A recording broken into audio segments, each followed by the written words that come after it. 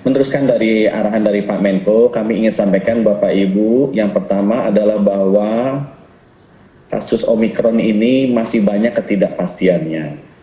Ya, di Amerika kita melihat bahwa mereka puncaknya sempat 800.000 per hari dibandingkan dengan Delta 250.000 per hari. Di Prancis kita lihat puncaknya sekarang masih terus naik di 360.000 kasus per hari dibandingkan dengan Delta 60.000 per hari. Negara yang mirip dengan kita, Brazil, sekarang juga masih naik di kisaran 190.000 per hari dibandingkan dengan puncaknya Delta 80.000 per hari. India sekarang 310-an ribu per hari dibandingkan Delta 380.000 per hari. Jepang 65.000 per hari sedangkan Delta 25.000 per hari. Jadi Bapak Ibu, yang pertama yang kami ingin sampaikan bahwa penularannya ini tinggi sekali dan Indonesia pasti akan mengalami ini. Jadi kalau puncaknya kita dulu pernah 57.000 per hari, kita mesti siap-siap dan hati-hati dan waspada, tidak perlu kaget kalau melihat di negara-negara lain itu bisa 2 kali sampai 3 kali di atas puncak Delta. Kita masih belum tahu berapa puncaknya akan terjadi di Indonesia, yang perkiraan kami akan terjadi di akhir Februari. Tapi tadi kami sudah sampaikan bahwa di negara-negara lain bisa 3 kali sampai 6 kali dibandingkan puncaknya Delta, di mana puncaknya Delta di Indonesia 57.000 kasus per hari. Ya, oleh karena itu, yang pertama kami minta, tolong tetap waspada, tolong tetap hati-hati. Kalau tidak perlu sekali berkerumun atau mobilitas, ya kita kurangi. Karena nanti dampaknya akan mudah tertular dan menularkan ke orang lain.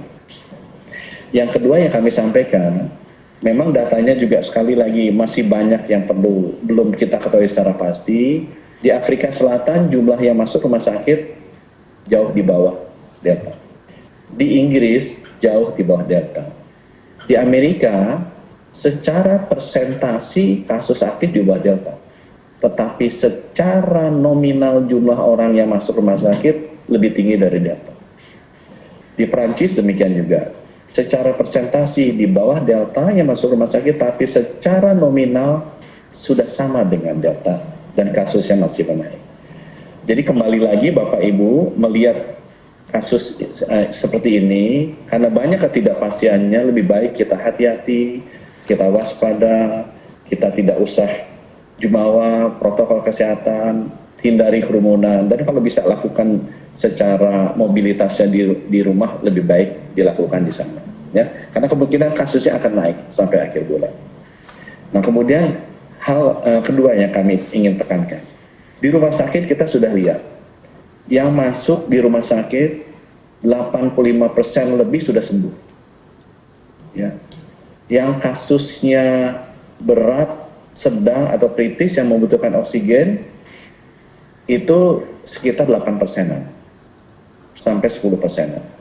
Jadi 90% yang masuk rumah sakit di kita itu umumnya tanpa gejala sekitar 35 sampai 40% dan bergejala ringan itu sekitar 50%. Nah, Bapak Ibu, karena kita mengetahui nanti kenaikan kasusnya akan tinggi, sehingga pressure-nya akan tinggi juga masuk rumah sakit, dan kita lihat bahwa kesembuhannya tinggi untuk yang Omikron berbeda dengan Delta, kami menghimbau bahwa sebaiknya Bapak Ibu kalau OTG tidak usah dirawat di rumah sakit, di rumah saja. Demikian juga kalau ringan itu artinya saturasinya tetap di atas 95%, di rumah saja. Ada batuk, pilek, demam sedikit, selama saturasi di atas 90% di rumah. Biarkan rumah sakit menjadi tempat di mana saudara-saudara kita yang parah, yang berat, yang sedang kritis, yang membutuhkan treatment oksigen dirawat di sana. Tapi untuk kita yang tanpa gejala dan ringan, kita di rumah. Ya, karena kemungkinan sembuhnya jauh lebih tinggi dibandingkan dengan Delta. Jadi ini hal yang kedua saya sampaikan, bahwa tingkat kesembuhannya jauh lebih tinggi dari Delta. Ini juga lebih ringan, sehingga Bapak Ibu tidak usah khawatir kalau misalnya terkena, tanpa gejala atau ada batuk, pilek sedikit, demam sedikit, tapi saturasinya masih di atas 94-95%, dirawat saja di rumah. Biar rumah sakit diberikan untuk orang-orang memang yang membutuhkannya.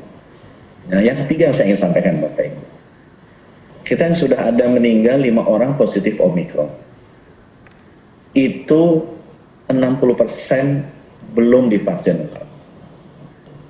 Kita sudah melihat dari kasus yang sedang dan berat yang membutuhkan oksigen, 63% belum divaksin lengkap. Kebanyakan dari mereka lansia, dan kita identifikasi cukup mengejutkan jumlahnya yang anak-anak. Jadi berdasarkan fakta itu, hal ketiga kami ingin sampaikan Bapak Ibu, percepat vaksinasi, terutama untuk lansia kita dan anak-anak kita. Lindungi mereka. Kewajiban kita untuk melindungi orang yang belum divaksinasi agar segera divaksinasi, terutama lansia dan anak-anak. Karena 60% yang meninggal itu belum vaksin lengkap, dan 63% yang masuk bergejala sedang dan berat membutuhkan oksigen itu belum divaksinasi lengkap. Tolong prioritas berikan vaksinasi ke yang belum menerima vaksinasi, terutama lansia dan anak-anak. Hal keempat yang kami ingin sampaikan bahwa kita sudah memastikan bahwa obat-obatan itu lengkap. Kalau tanpa gejala, Bapak Ibu cukup dengan vitamin. Kalau ada gejala, bisa dengan obat anti panas, dan lewat telemedicine bisa juga membeli obat antivirus. Dan 5 organisasi profesi sudah menyarankan antivirus yang di-endorse oleh organisasi profesi, para ahli kedokteran, adalah Avigan atau Favipiravir dan Molnupiravir. Ini juga yang nanti akan kita berikan, dan kita sudah siapkan lebih dari 20 juta dosis. Tapi ini harus dengan resep, Bapak Ibu ya. Kalau yang antivirus harus dengan resep. Jadi Bapak Ibu tidak bisa beli sendiri, dan sebaiknya jangan. Kalau Bapak Ibu beli nimbun di rumah, kasihan orang lain tidak dapat. Ya biarkan nanti kalau ada konsultasi dengan dokter atau telemedicine, kalau memang dibutuhkan obat-obatan antivirusnya, kita sudah siapkan lebih dari 20 juta dosis. Favipiravir atau Avigan dan Molnupiravir, 2 itu obat antivirus yang disetujui oleh organisasi profesi. Ya, dan Bapak Ibu tidak usah khawatir karena jumlahnya cukup banyak.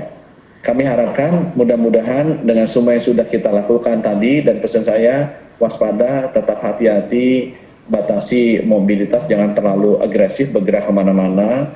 Hal yang kedua, kalau misalnya terkena itu OTG dan ringan atau saturasinya di atas 95%, tinggal ke rumah.